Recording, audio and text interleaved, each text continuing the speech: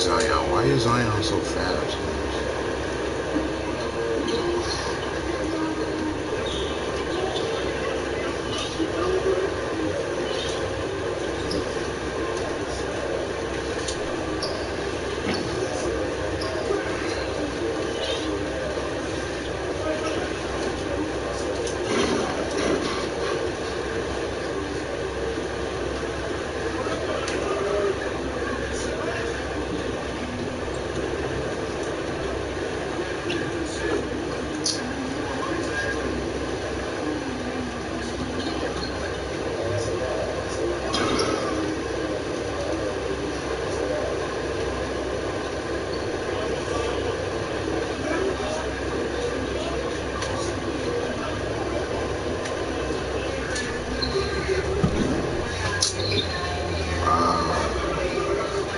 What is Zion, the fastest car in the game or something?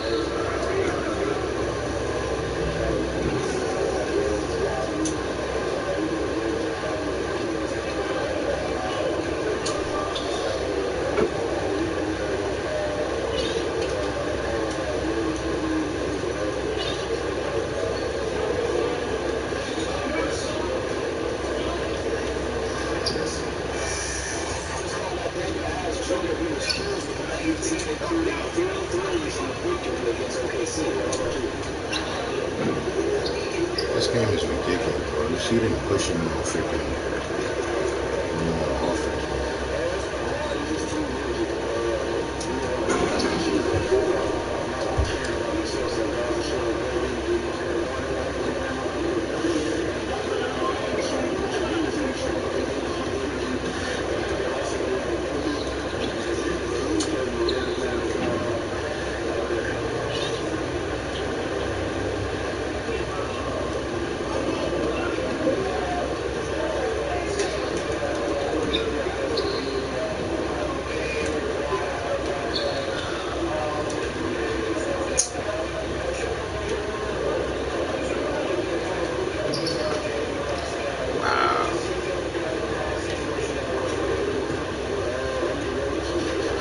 Why is Zion so fast?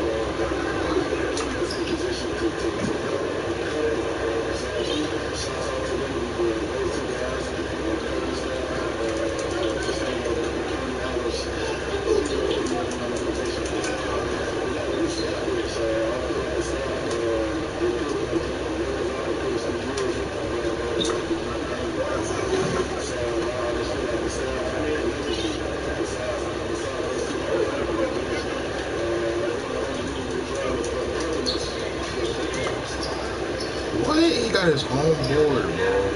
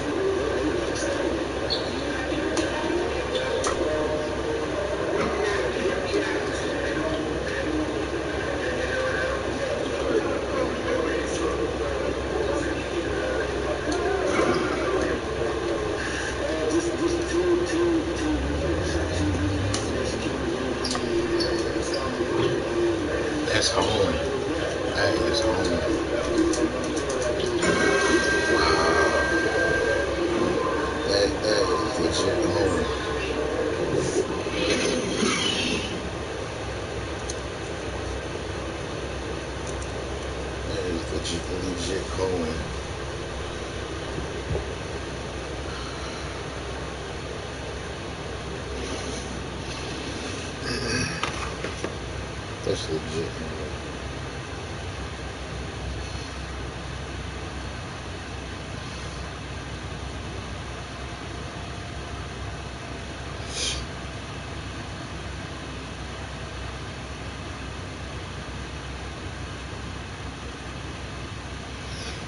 It's crazy, bro. That is crazy.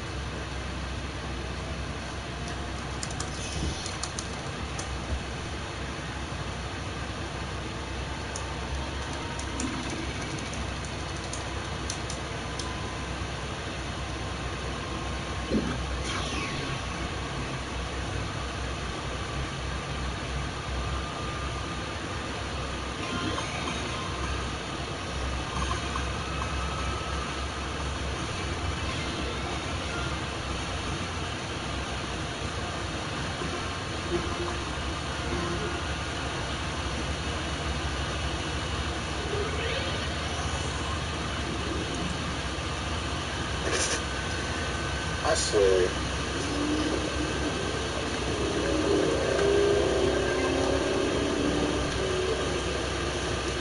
I am so sick. I don't know why I did that, bro. I am so sick of my damn Tony. Like, I really am. I really am. I really am. You would think after the third, not even the third, after the maybe 10th miss through this old, wrinkled, oh my god. You would think we would switch into the game plan.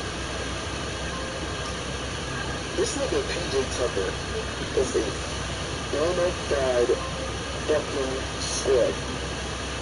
You got all those shoes in the collection, but you can't hit a single three. Oh my god, I promise you, yo bro. I had 3 hours on this game. And it's gone. It's gone. The Rockets were up 15. 15. And they're good. I just don't get it, bro. I promise you. If we lose in the first round, James Harden has to go. He has to go. This whole system of, dribbling, taking threes is not going to work, bro. It's not going to work. It's not going to work, bro. Because when James, I thought Brian didn't get fouled out because he probably would have got blown the fuck out. But, we need Russell Westbrook back, bro. Russ, baby, we need you back. We need you back, bro. Because now it's tired. I was confident because we blew them the fuck out the first game, but now it's getting shaky and I'm getting nervous. And I promise you, if we lose in the first round, I would drive my car, like literally, I would start my car and I will go to the closest bridge, the closest bridge I could find, and I will drive my car off the cliff if we lose in the first round. Now I made a bet with my mans and I said that we were gonna win this series. I may have been talking a little bit too breezy when I said we was gonna sweep the Thunder, but now it's tied and I'm getting nervous. And I'm getting nervous because even if we beat the Thunder and we advance, the way that we playing, we're gonna get our ass tapped, bro. We're gonna get our ass. If it's not the second round, it's gonna be the conference finals. But yo, Mike D'Antoni, stop with the threes, please. I'm begging you, stop with the threes. It's not working. Take it inside. Stop with the threes. PJ Tucker, as much as you collect shoes, can you hit a fucking three? Please, please. I'm getting nervous. I'm getting nervous. I'm not gonna lie, I'm getting nervous, bro. I'm getting nervous. Russell Westbrook, please come back. Please come back. Yo, Russell Westbrook, please come back, bro. I keep losing to the same card.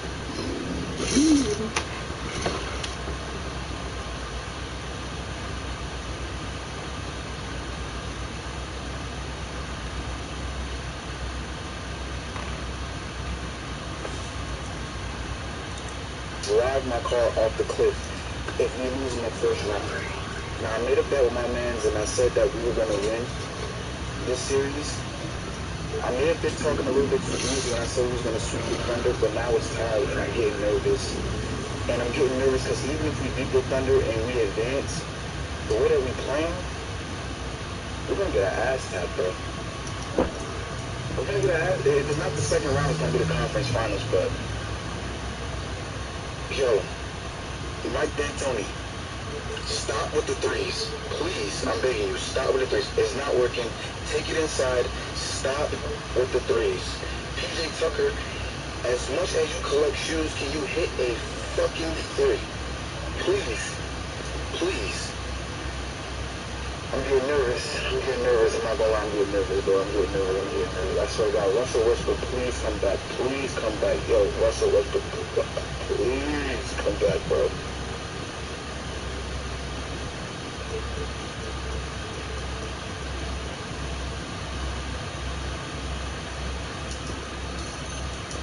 Nissan Sentra has available intelligent around view monitor to give you a 360-degree view of what's around you. 2020 Sentra. Well, like 2020 vision.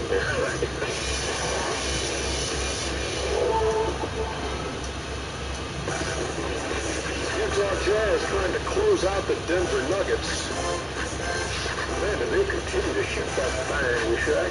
So 56% in the first half. 63-54 is the Utah lead. As they lead the series 3-1 in the lead. They're in Game 5. Welcome, everybody. American Express halftime report. Ernie Johnson, Charles Barkley way down there. The Jet, Diesel, American Express teammates coming your way. It's on the Utah side. Actually, on the Denver side, we're going to go. Nico was 23, and the rest of the starters for Denver was 15. Wants to can't come. And normally, what we do is, the team that's ahead, usually we do their pictures first, but I'm just going to take the game chronologically. So Denver comes into this game, Shaq, needing a win to stay alive, and the Joker comes out and does not miss. He came out hot. I just asked the guys where they rank him at center. It's number one, number two, so yes. When he plays like this, he's something right here. That's what you never see is a big man. He's right there, great movement. He's all out blockers. Right here, he knows his ability. All right? You shoot him and you make him, you shoot. You shoot and miss, do something else. And then he puts it, puts it over to you. Let me put the flow turn right there, Ernie. And let's see what's going on. How do you guys get through this?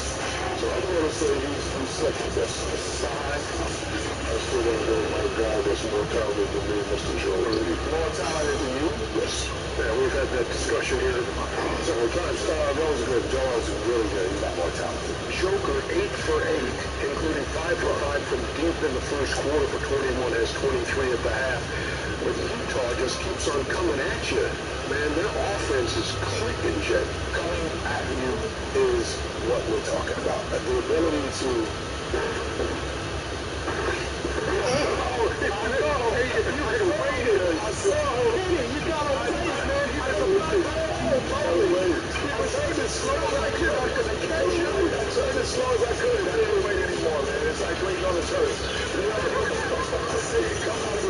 But anyway, the one thing about Donovan Mitchell that makes him great, everyone says he's trying to hit those threes, but he teaches, as I said, keeps coming at you. And his ability to come at you, so when you get the ball and freeze it, most guys would have taken that three. But he says, no, if I have a choice between a layup or a three, I always take the layup. But then what that does is that sucks the defense in, gives Jordan clocks, and even on a bad pass, a lot of time to knock the shot down. So you have to honor him in the paint. The second part is again here. Freeze it again. Where instead of once he passes the ball, let it go again. Once he passes the ball, he just doesn't rely on the three-point shot. So freeze it here. Most guys would say, coming up the screen with Gobert, I should be open because Joker's in that drop position. But he says, no, I'm going to put pressure on the defense. Get in here. I'm big enough. I'm strong enough to finish over defenders after and one. Donovan Mitchell comes at you. You can't score 50 points just shooting jump shots.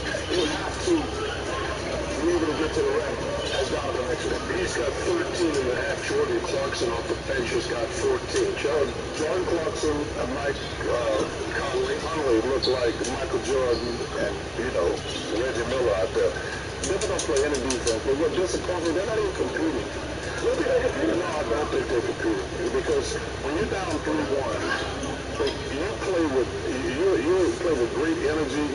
I don't see zero desperation. Okay. I see zero desperation. I've been down with a series. When you're down 2-0 and you get back home, that game 3, you're all over the place. You're diving and everything. They're just going through the motions. Now the Joker played well, but the rest of those guys, when your coach has actually the energy, that makes me mad.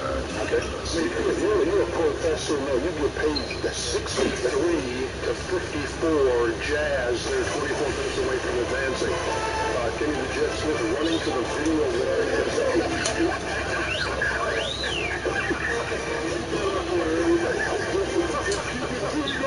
How was that defense? His hand wasn't even there. What?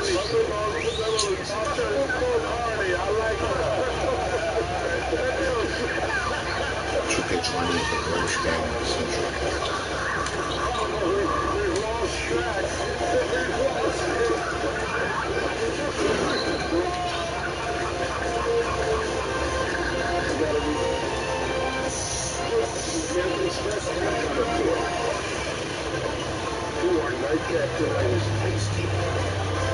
Luka Doncic and Dallas Mavericks tied up 2-2 with Hawaiian Clippers.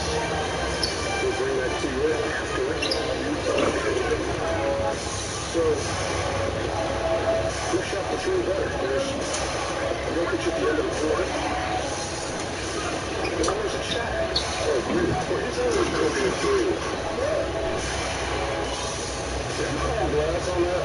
No, I told B-Hill to run the play for me. He wouldn't, so I just set the ball and look back at it. You see that real?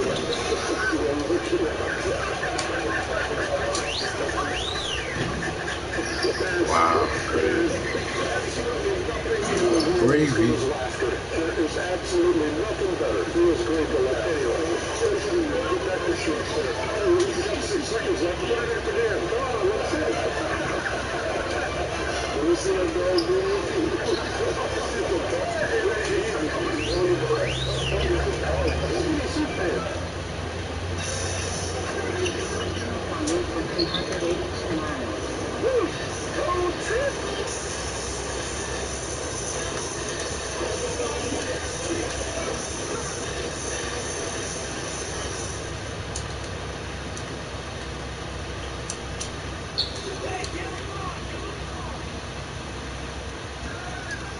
Mark his territory. Skip to the Blazers. I'm taking that personally. Hey, what it do, Skip? If I were a Portland Trailblazer, I would have taken that very personally. I would have been, and I would be going into tonight's game offended and outraged by that act by the King. What did he do? The game was clearly decided, as Jimmy just pointed out. The Lakers were up by 35 points, and he had the audacity to come down and take and make a 36-foot shot, up 35 points, to put them up 38. And to put them up 38, then to run to the other end of the court, giving it a yes, yeah. Wow. As if he just hit a walk-off game winner in Game 7 to put the Portland Trailblazers, the rising 8 seed, back in their place. If he'd done that, I'd give him a yeah. That put you should be ashamed of this, seriously. That put them up 38 points as they were clearly going up 3-1 in the series. It should have been a sweep from the start. And all I got to say is, you want to talk about rubbing somebody's nose in something? You want to talk about front running and showboating and hot dogging at the highest level? Put some mustard and relish on that hot dog, Ron. All at Portland's expense. Yes. And all I got to say is, LeBron James is so lucky he wasn't playing Major League Baseball at that point. Because did you see what happened about a week ago in San Diego versus Texas? Fernando Tatis. Yeah. What happened? One out in the 8th inning. The score is 10-3 San Diego.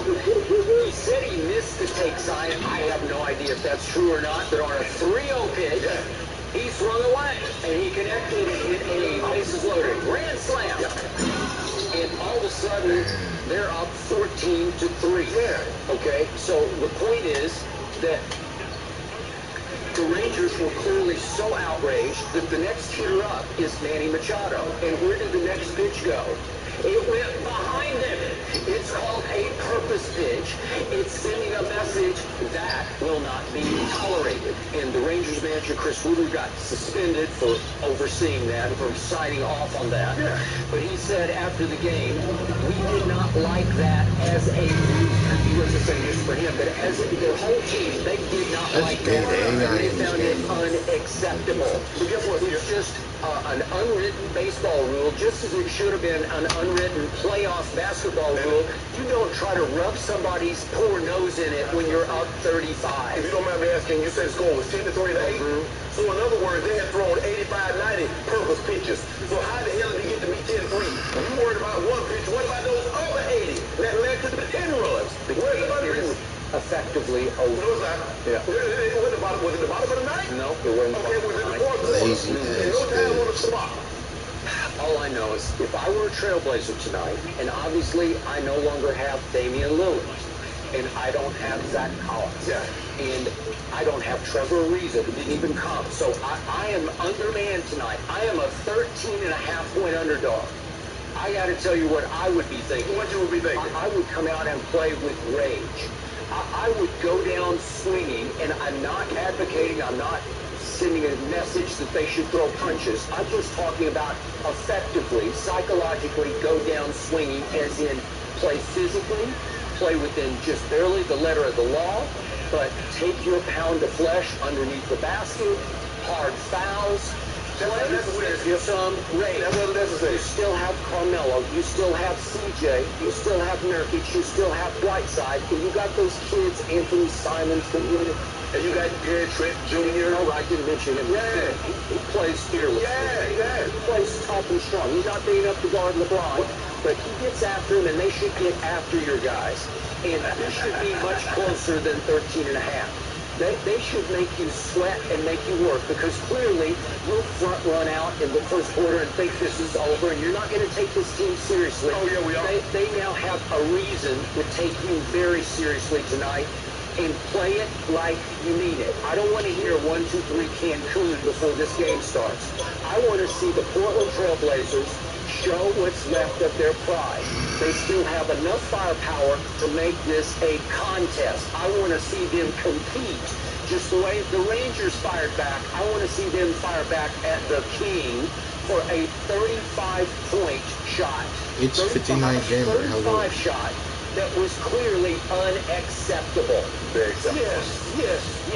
That's what I want. I want them running back up the court tonight going, Yeah, I saw your video. yes. You remember when Dame hit that long three? Yep. And they started playing too short. Cause you said hi on the stream. And he dancing back up the court. You ain't say a word. You say you like that. You said hi on the stream like 5 times. It was game one. Okay. Was it close? Yeah. No. They were still down. Okay, it was close. Who knows what could have happened? Because LeBron James, we've seen LeBron bring a team back from 27 against Paul George when he was in Indiana. You remember that? Well, what I remember is game one, LeBron had the ball in his hands with a 6-point lead with 7 minutes to go, right in the middle of that little salvo from Damian. And LeBron, I'm thinking, home, James? No, he went out the back door. Well, okay. But he made up for it with that one. I do not believe, Skip, this was anything other than a heat check. Because at that point in time, Skip, he was 9 or 10 from the floor. That's what he was. Okay. 3 or 4 from the 3-point line. Game is over. Skip, this was a heat check. He's like, man, I'm feeling good. I just hit a 3. I just hit a couple threes. I'm talking about distance threes. Let me just see how hot I actually am. We've seen that, Skip. We've seen guys get to cooking, and they will pull up from down near half court. Nobody says a thing. It doesn't matter if you're down 5 or you're up 20. A guy is feeling it. He's going to heat check to see just how hot I am. Not up 35. 35? Yeah. How often are you ever up 35? A lot. Let me ask you a question, Skip. What territory does LeBron need to mark? He's the only guy in the bubble. He's the only guy in this series. They got a championship. The guy's a 4-time league MVP. He's a 3-time finals MVP. A 3-time All-Star game MVP. A 13-time first team All-NBA. 6-time All-Defensive first team. Why you put Devin Booker in the Marcus territory from? I didn't say that. Who said that? Hey, I don't know either. All that was, Skip, was a heat check. I just want y'all to let me see. Hey, I'm feeling good. Let me see if this thing. I just say this was, if in fact he marked his territory, that requires some urination, right? Is that how you do it? And I told you, he's rubbing their nose in his urination to mark his territory. It's what you do to young pups to teach them you can't do that in the house. And he was trying to do that to those young pups from Portland. You can't do that in my house. You see this body? This body lets you know that he don't normally cook with Crisco. He normally cook with Pam or that coconut oil. But it's right here, that lard, that Crisco, he was on fire. So he let that thing go from Belgrade, Mud City. And they're like, huh? And I saw Danny Green and Jamel go back there. It's like, he hit it from there. It's like Tiger Woods.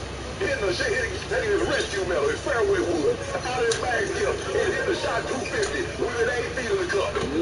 So you like him going back up to Yes, you like that? I wish I'd played that too short, so he could have got done with it like that. And y'all want him to get done with it. Yeah.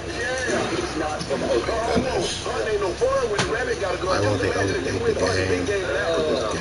And he had a 308. Or he had a 30-30. Or he had a What? Just imagine. Was he a rabbit? Yeah. So when Dame, No, he was a rabbit. Sometimes he plays like a rabbit, plays scared. When Dame hit Sometimes he runs to the free throw line like a rabbit. Hold on. So when Dame hit them logo shots, it's all good. Now it's all competitive because the game's hanging in the balance. He's doing it competitively to get the Trailblazers back in the game. He's up 35 and it suddenly goes up 38. Yes. Hold on. You remember what was that game? That's what I'm talking about. You remember game 2? It was late in the ball game. I think, if I'm not mistaken, the Blazers were down like 20 points. Come on, Zion. Excuse me. Dame reached in there, tried to get the ball from AD, hit the back of his foot, and he dislocated his finger. And after the game, the reporter asked Terry Stotts, what was Dame doing in the game? He was playing basketball. That's what LeBron James was doing. He playing basketball. So if you're in a basketball game, you shoot the ball. If you're in a basketball game, you rebound the ball. Okay, so what's the problem? Does LeBron regularly shoot logo threes? Oh, yeah. Hold on. Do you remember? Hold on. Do you remember when Zion dunked on Kuzma? And what did he do? What did LeBron do? Oh, you want to dunk on Kuz? Well, put this in your pipe and smoke it, cheese. Oh, wow. For 40. So, yes, he's done it. He will send a message to let everybody know. I can't wait to see the Clippers and the Lakers because I'm going to bring it up one more time. Patrick Beverly at 6 feet 1 inch tall. He trooped 6 feet 9 LeBron. With the game on the line, LeBron forced to shoot a 3 to tie at the end of a Christmas Day against the arch rival in-city Clippers. And Patrick Beverly blocked his shot on the way up because he's only 6'1", and he hit the ball so effectively hard and solidly that it went up and out of LeBron's hands, off his hands, out of bounds, game over. That's what you're up against, a team that is much mentally tougher and physically tougher than your team.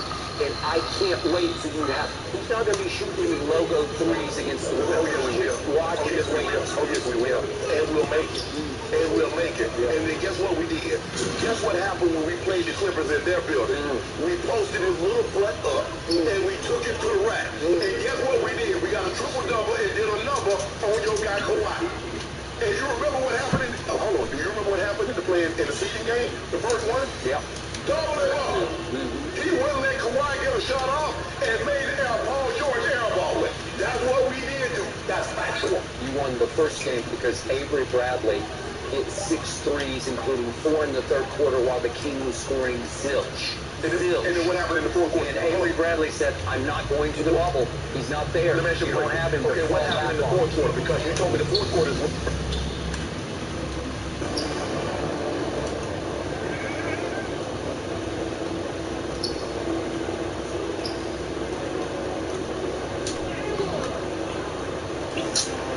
He just got war over y'all.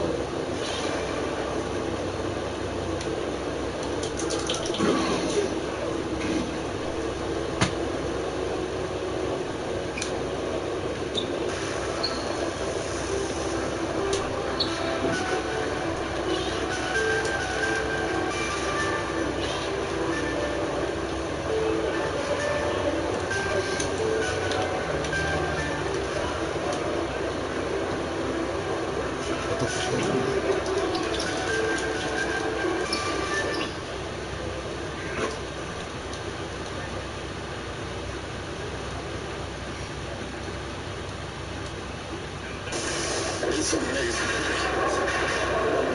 Why we keep loving this country, and this country is never us back. And it's really so sad. Like, I should just be a coach. Because it's so often reminded of my color. You know, it's just really sad. We gotta do better. We gotta demand better. Listen to this a couple times, and guys, it is powerful. Shannon, what was your reaction to what Doc had to say? Those are some very, very powerful words, Skip. He spoke emotionally, he spoke from the heart, because I can tell his heart breaks. And if you are a black man in America and you have a son, you've had the talk, and it's just not one talk. You know, I was listening to Ernie Johnson talk about how he talked to his son about the birds and the bees. Yeah. But black men and black families must have a never-ending conversation of how we're supposed to interact. Something our counterparts do not have to have. Nope.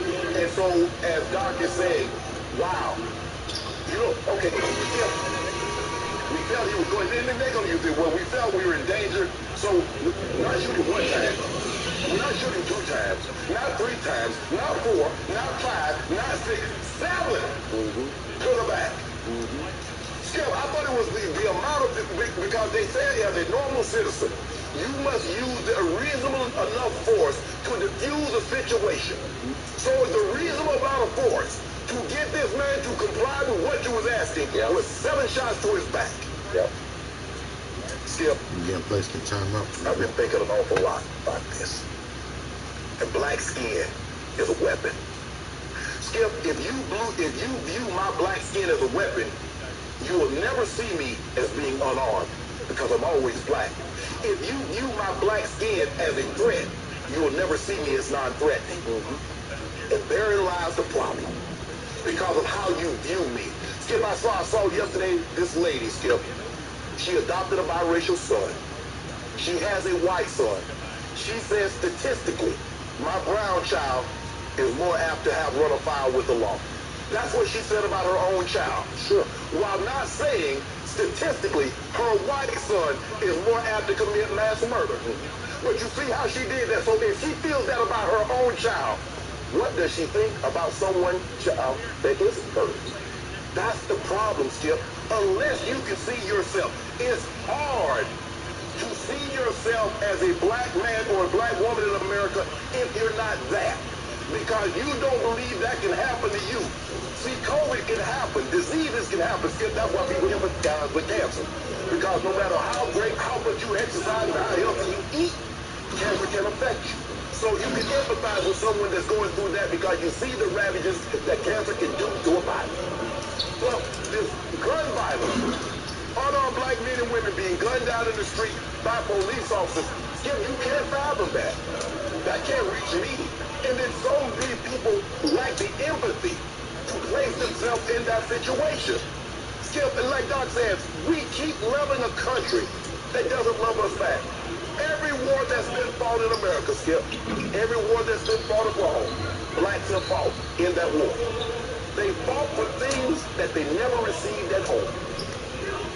In the Revolutionary War, Skip, they fought for freedom, but when the war was over, we won.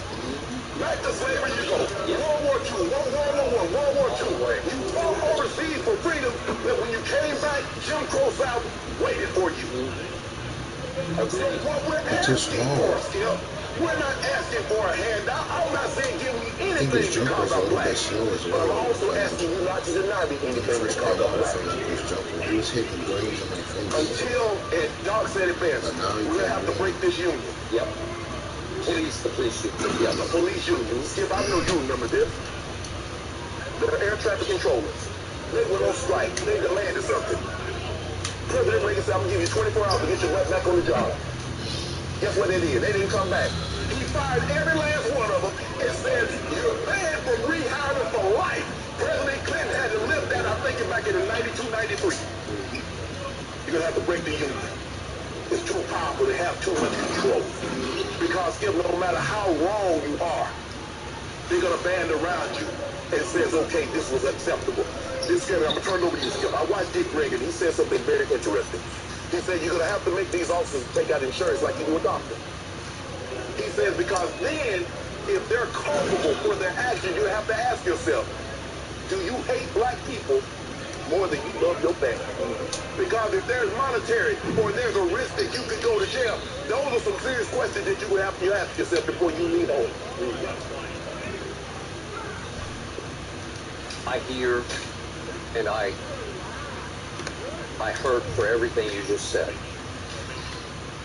And let me say about Doc Rivers, for whom I have the highest regard as a coach and a human. We've had him here on the show. He's just in the highest echelon of anybody I've ever been around. He is. On and off the court. Yep.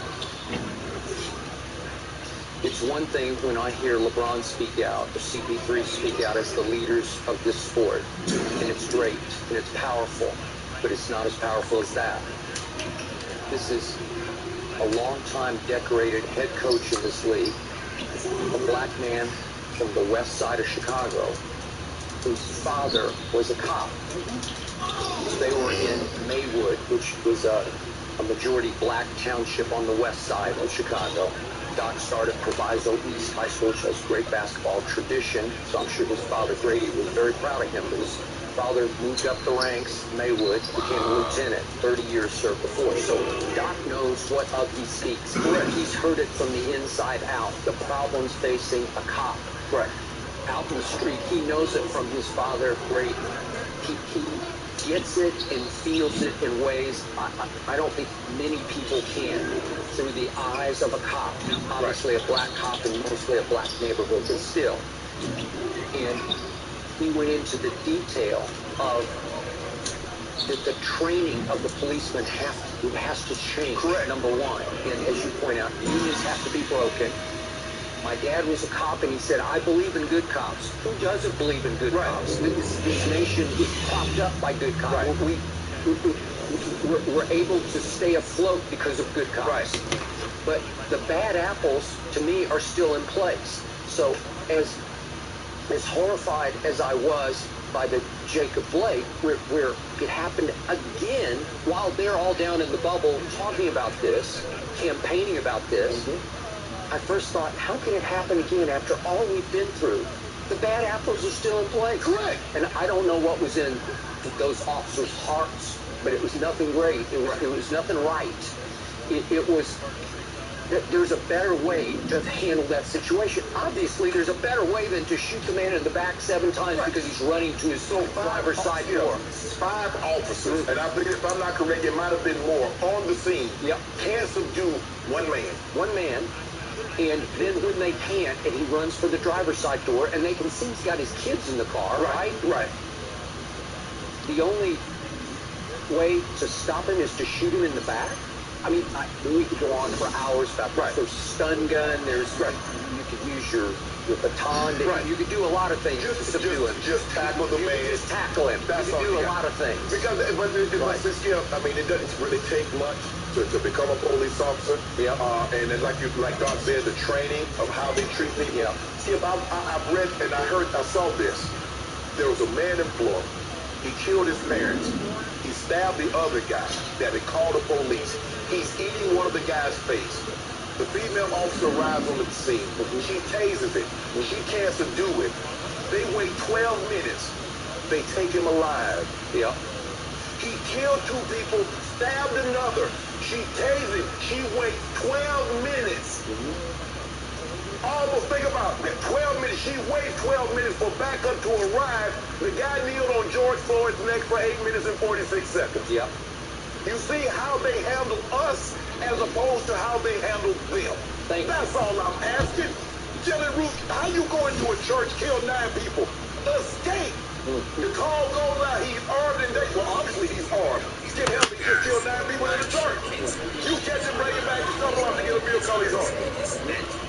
Home in Colorado, the movie theater. Skip, I used to go to the movie theater. Skip, I could walk to the movie theater. I live that close to it.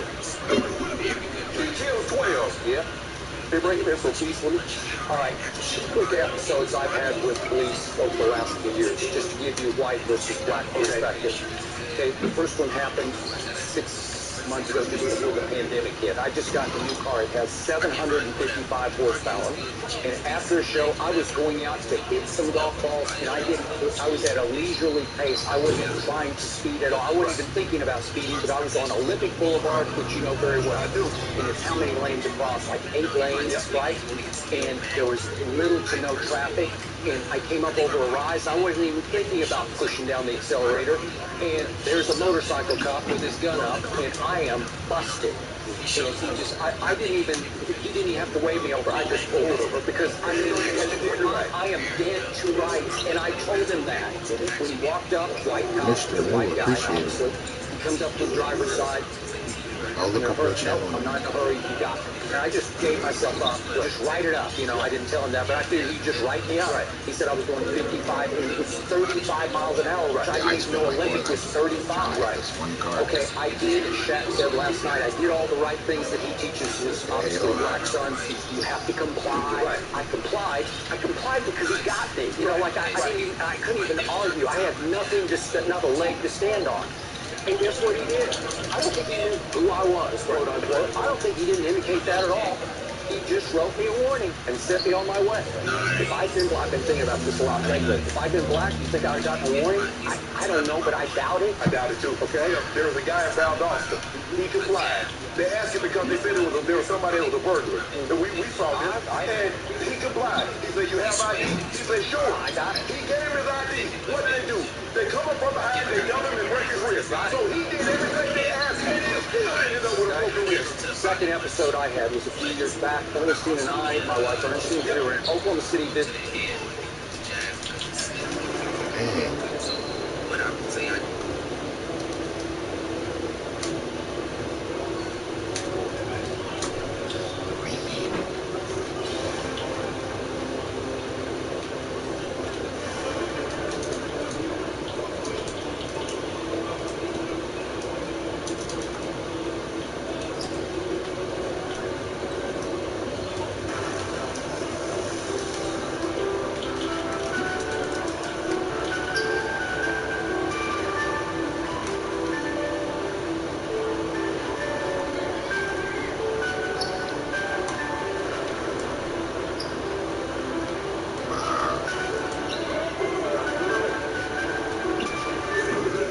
I don't know where we just left it.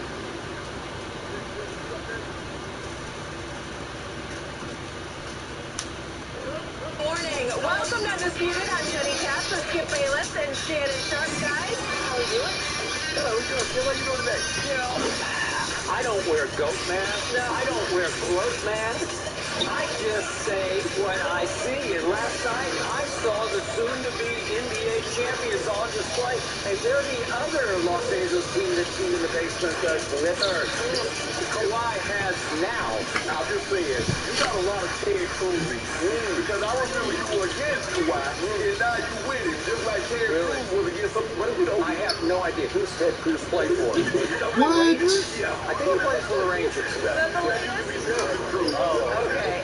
Well, Doc wanted energy from this team, and he got it last night. The Clippers bounced back in a huge way, routing the Mavericks 154 to 111. They held Luka Doncic to 22 points on 6 of 17 shooting and suffocated him the whole game. There was some controversy in the third quarter, though. Marcus Morris stepped on Luka's ankle. After the game, the Mavs star questioned whether it was intentional, but said only Morris would know for sure what his intentions were. Morris denied it and said, quote, "I'm not apologizing for belief." Shannon, do you believe this was intentional? Yeah, it was. I mean, all that court, and somehow you managed to step on the guy's ankle. You happen to step on a guy's ankle that's injured with all that court available. Everybody knows it. Everybody knows because this guy has a history. And everybody knows that, Skip. Everybody knows he has a history. It started early in the game, Skip. They were jawing at the line. This is what I don't get. I didn't see any of this in game 1. I didn't see it in game 2. I didn't just see it game Sunday. I mean, in the game Sunday. Now, last night, Skip Bayless tell me he hates front runners. And I ain't seen anybody front run more than the Clippers. Pat Beverly, oh, he doing the centipede. Oh, he doing the bottle flip. He got so much to say. Everybody just high five and they kick it up and they cockroach it, kicking it leg. boy. We got to go. But even just the other night, Skip better say, I don't hate those front runners. I mean, people just blowing up my timeline. You hear what Skip saying? Oh, he hates front running LeBron James. Yeah, I can't wait to talk about him in just a few minutes here on this show. Go ahead. Yeah, but it was a dirty play. It was an unnecessary play.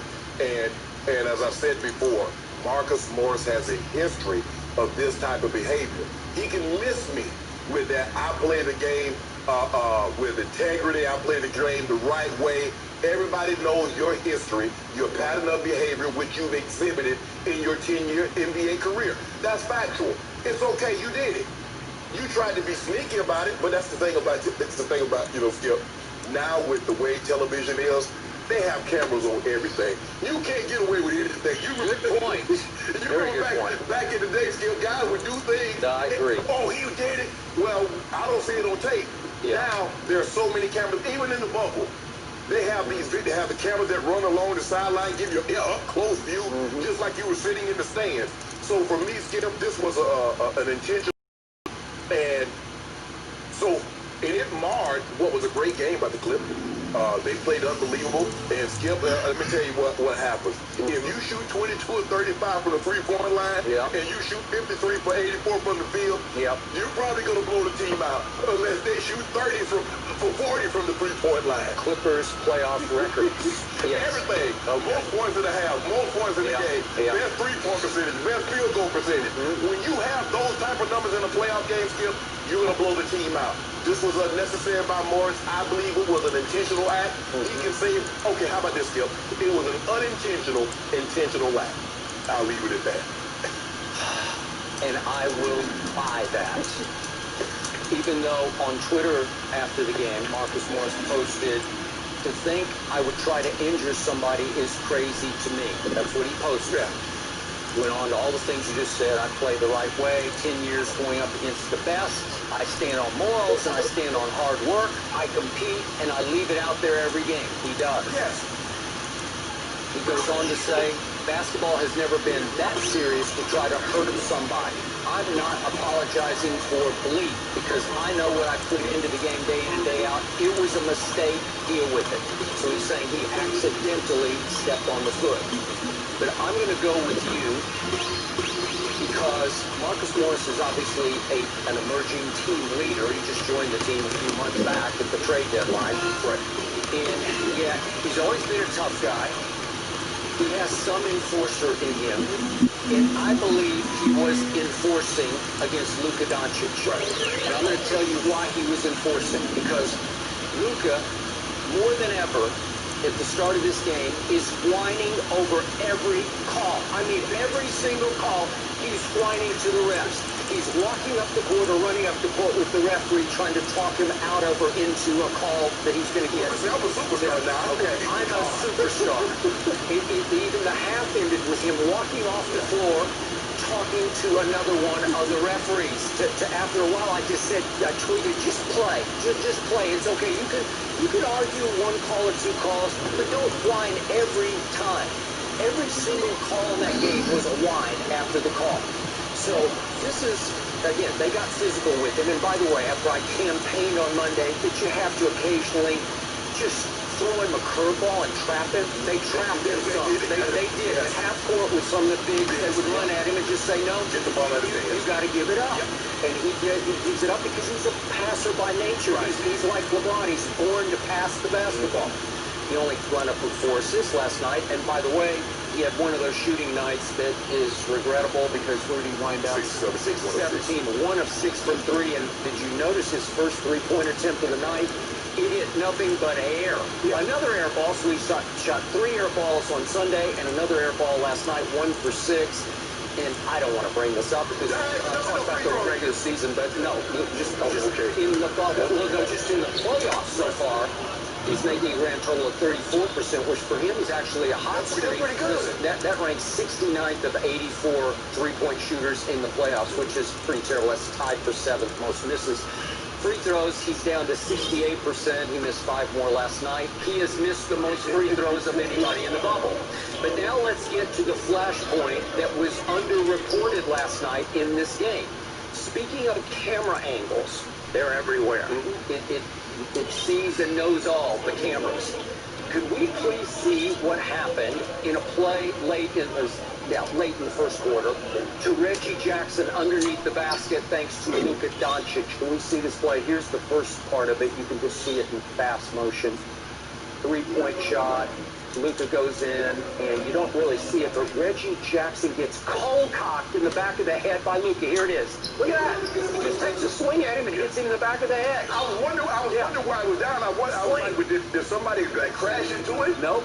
Luka took a swing, and it was very calculated and camouflaged. He basically just pops him in the back of the head. The overhead view really shows it much better. Here he goes, Luka. We can't really see it that way. Here's the one.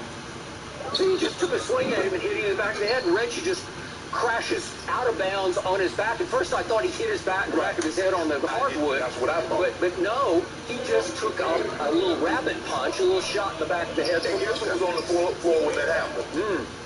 Marcus Morris. Yeah. Guess who had a good angle to see what happened? Marcus Morris. Okay. And if you say what you say is true, he's the enforcer. Okay. What's he going to do? He is going to retaliate. As soon as he gets a clear, open shot, a little subtle from behind, Right. I'm going to step on your injured ankle, which is also leading to some Achilles issues, and I'm going to step on you.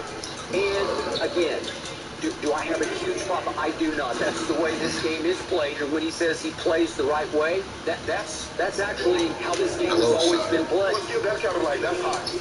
That, you got your enforcer, you got your goon, that if you mess with the Lemieux or you mess with the Gretzky's, you're going to have to deal with Sidney Crosby, you're going to have to deal with the team's enforcer. Now, Skip, this goes back. You remember Kawhi had that injured ankle, and you named it.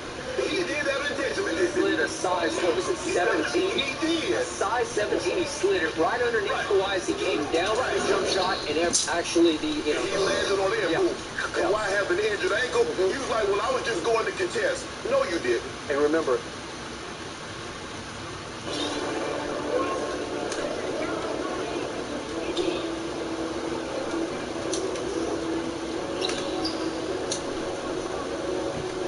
I didn't make any bread.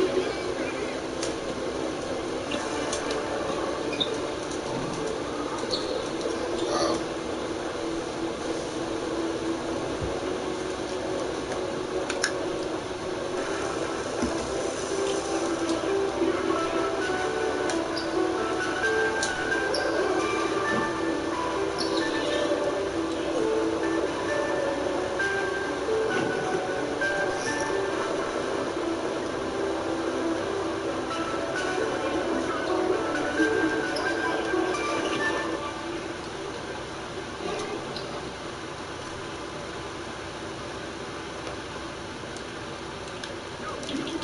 Who got the best of me? I was just in a dark place. I really wasn't here. I checked out. So these past couple games, it was just difficult. But shout out to people that stood behind me, that was in my corner. The positivity, my teammates, my family, friends, everybody. Thank everybody that reached out to me. I was just in a bad place, and I found my way. I'm back, and I look forward to the rest of this run. Well, appreciate his honesty there. Shannon, are you surprised he talked about this? I'm not, because Skip, I think we're seeing more athletes being open and honest with themselves when it comes to dealing with these mental issues. Now, I'm not saying Paul has mental issues, but he admitted that playing in the bubble, it doesn't even seem like it's the playoff. Because, Skip, the playoff, the intensity, the crowd, and your height, you're like, woo, and everybody's going, it's like, but now you can hear everything being said from every bench, you can hear every call, and it's like, it doesn't even feel like that. And he admitted that he let the criticism that was being spewed at him on social media, he let it get the best of it. And thanks to his friends and his loved ones and family members that believe in Paul, I wish he was able to rebound. Doc talked about it in his presser, that Paul came up to his room after the game and they talked about the game. Obviously, talked about basketball, but they talked about a lot of other things other than basketball. And I think that's what makes Doc so good, Skip. Doc, having played the game, being a father of an NBA player, Doc understands what goes on sometimes in the minds of these athletes. But for Paul to admit that, kudos to him. Because a lot of times, Skip, people look at athletes as being superhuman. Like nothing affects them, Skip. Like, oh man, you got all this money, you got this talent, you can do things that only people wish they could do. You have emotions. Yeah. Being great at something does not exempt you from some of the problems that go on in a normal person's life. And Paul George basically said, I was in a dark place, and some of the things that were being said, it affected me. I allowed it to affect me. But I'm back now. And I understand that this is the situation that we're in, Skip. They're not going to bring fans. I guess in the second round, Skip, they'll start letting some family members come into the bubble. Yep. But there's not going to be 15,000 people in the stadium. There's not going to even be probably 1,000 people in the stadium. Yeah. And you're going to have to accept that. But for Paul to admit that the bubble has started to get in the better, and Skip, we heard LeBron say that it's different. Skip, we're so routine. You the most fun might be more, you even more routine than me. You get up at the same time, you do the exact same thing. I do. You get here the exact same time every single day. Yep. So I can imagine you having to be in the bubble, having to do this show. You lose, you like And then I would adapt to it. Yeah, and I would set up a new routine that would work in the bubble, and then I would be driven on that routine. Yeah, but it's so different for these guys. It's something that, you know, Paul, I think Paul's been in the league, what, 10, 11 years? And he's like, maybe not that long, but he's like, man, this is different. But kudos to him for opening it up and making himself seem vulnerable. Because sometimes people don't like vulnerabilities, and he exposed his. Okay, I'm going to agree with you on that level, the life level. But then there's this other level, basketball. But first on the life level, I'm 1,000% with you. For him to talk publicly about what he referred to as his mental health or lack thereof, for him to admit he was suffering anxiety, and he said, he used the word depression, it took some guts to do that. Yeah. And he went to dark place, he went to I was lost. All publicly, he admitted to this and embraced it publicly, and I respect that. I respect it a lot. And he said that because there are no fans in the stands, that he lost his edge, his attitude, his enthusiasm, his drive for playing basketball. He couldn't find it anymore. Right. And I do think they're all suffering at this stage what I would call cabin fever, where, yeah, you're cooped up. It's not like the worst. It's not like you're If you were just oohs and ahs. but you don't, yeah. When the game's over, as Doc said, you just have to go back to your hotel room immediately, home or away, doesn't matter what the game is, you just have to go back to your hotel room. And after a while, it wears on them psychologically, because you don't get to go home. It's a lot easier when you win. PG hasn't played well in the last 3 games. So now if you're going back home, you're going back to your hotel room alone with your thoughts. That's the last place you want to be when you don't play well, is alone with your own thoughts, okay? Now, I'm going to go on the basketball, okay? On the star level, we all know and we all agree this is a very talented basketball player. There's never been any doubt about that. Kenny Smith said last night, isn't he like a top 10 player in talent? Yeah. Somewhere in the top 15. Yes. But for that guy, for the co-star on a team that I root for, I'll be the first to tell you, I don't love this open-hearted public admission of any kind of frailty or any kind of sort of psychological weakness, because it opens you up to the other teams. They don't fear you as much because you're showing them your vulnerability. And you play, I'm being cold-blooded here, but this is at the highest level of playoff football or basketball. You cannot show your opponent too much weakness, if any. Well, that's what's careful. When you play sports, it's the top of the top. Yep. It's E to be E. There you go. We prey on the weak. We find the weak link. So if your cornerback is suspect, we're going to pick on him. If you got a weak offensive lineman, we're going to put our best pass rusher on his side. So we're going to prey on that. That's just the way it is, Skip. I'm sorry. The old and the weak get eat. Okay, so in Game 6, you think some of the Mavericks are going to lean over and whisper to him, feel anxiety? No, Soft? Right, okay. So, I I've always said about Paul George, he's a nice guy. I call him George Paul when he goes into these slump throws. But he's a complimentary star. He's not an alpha personality. He's not Shannon Sharp. Kawhi has quiet alpha in him, but he's more of a leader than Paul George is. Pat Bev, Lou, they've all got alpha in them, right? I think Marcus Morris has alpha in him. But Paul is complimentary. He's very talented. You could argue he's the most talented player on the team. I don't know, you could. At 6'8", can shoot threes, smooth, effortless. He's got it all. What I can't understand is that, you know, you say he's complimentary, but I've seen him as the lead dog push the big three heat to the brink. Yes, I never trusted that he was going to push him over the edge. Yeah, but I mean, Skip, I don't think LeBron ever feared him because I think LeBron knew deep down he's not the alpha. He's not he doesn't have that dog in him. For him to come back from what he came back from, Skip, It's impressive. I mean, once he got going, and you know what?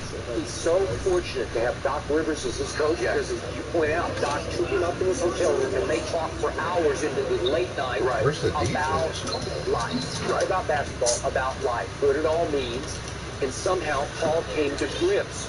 Okay, I'm in the bubble, but it's not all bad. And so Doc is saying, we love you. We believe in you. Kawhi was telling him, we believe you, just shoot. Right. So Doc told him, I want you to come out firing and don't look back. What did he do? He came out, took the first shot, and made it. Way to go. In the first 6-11. There you go.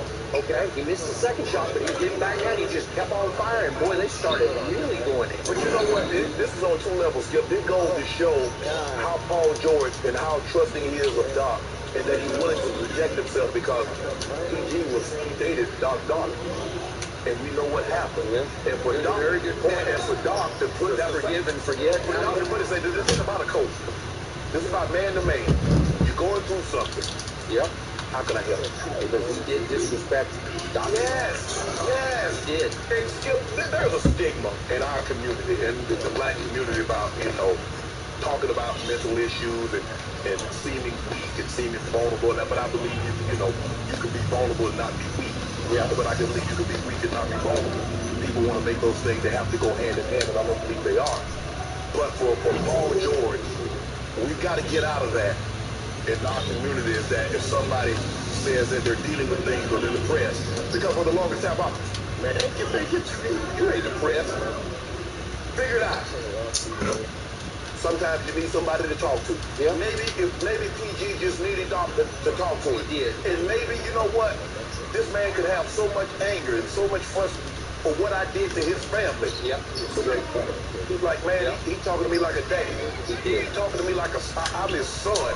He sincerely cares about me. Yep. Wow. Those teammates come up and hug him. Yes. He needed a big hug from everybody. Yes. We love you. We believe in you. Just go shoot. Yes. He even started out the game on Luka. So they're saying, you take Luka and you shoot it every time you touch the basketball. This is why coaching, sometimes it's more than X's and O's. Yeah. Sometimes it's being able to communicate with a man to man. I don't want to talk about no basketball. I don't want to talk about the X's and O's. I don't want to talk about no 10 down. I don't want to talk about no catch and shoot.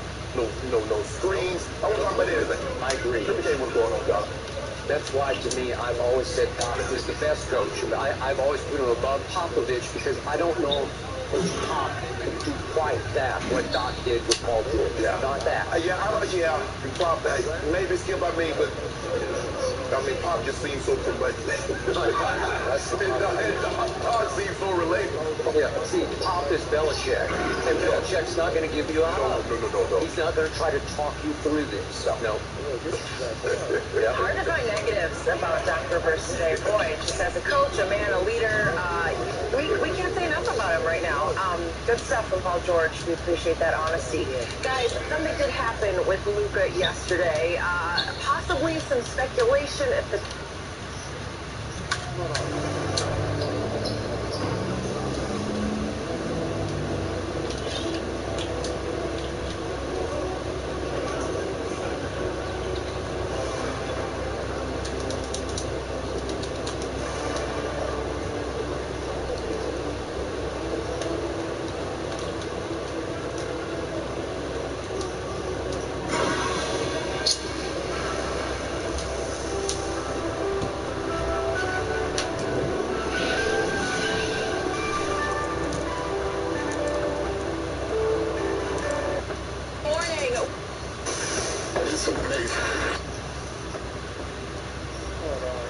What's